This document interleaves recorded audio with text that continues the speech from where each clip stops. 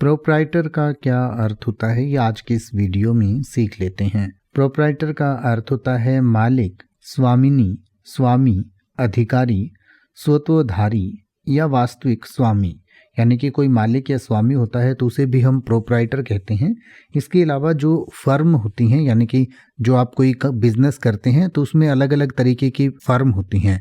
जब कोई भी दो व्यक्ति मिलकर कोई बिजनेस शुरू करते हैं तो वो एक पार्टनरशिप फर्म होती है। लेकिन उसके विपरीत अगर कोई एक व्यक्ति ही अपना बिजनेस करता है और उसका बिजनेस ज़्यादा बड़ा नहीं है तो वो उसको प्राइवेट लिमिटेड या कोई और फर्म बनाने की बजाय उसको प्रोप्राइटरशिप फर्म बनाकर चलाता है।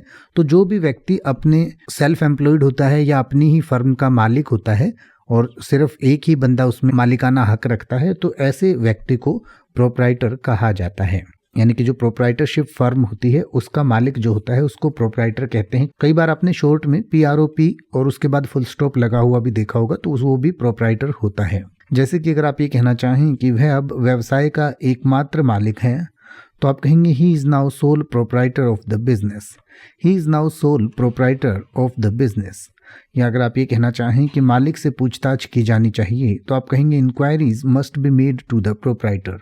Inquiries must be made to the proprietor.